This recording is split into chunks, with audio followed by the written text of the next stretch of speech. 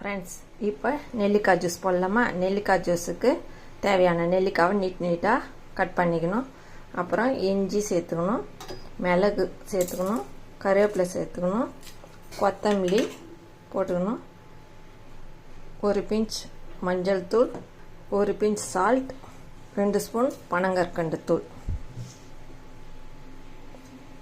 இப்போ இதை தண்ணி ஊற்றி ரன் பண்ணிக்கலாம் ஃப்ரெண்ட்ஸ்.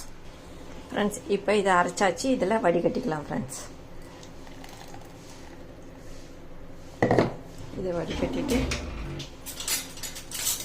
இதை வச்சு இப்படி அழுத்துனீங்கன்னா இந்த சாறு மொத்தம் இறங்கிடும் ஃப்ரெண்ட்ஸ். இப்போ இதில் நம்ம தேன் ஆட் பண்ணிக்கலாம் ஃப்ரெண்ட்ஸ். எங்கிட்ட மலை தேன் இருக்குது, உங்கள்கிட்ட எந்த தேன் இருக்கோ அதை ஆட் பண்ணிக்கணும். மலை தேன் உடம்புக்கு நல்லது ஃப்ரெண்ட்ஸ். இப்போ எம்மியான ஆம்லா ஜூஸ் ரெடி. இந்த வீடியோ பிடிச்சிருந்தால் லைக் பண்ணுங்கள், ஷேர் பண்ணுங்கள், சப்ஸ்கிரைப் பண்ணுங்கள். மீண்டும் அடுத்த வீடியோவில் சந்திப்போம். டாட்டா, பாய் பாய்.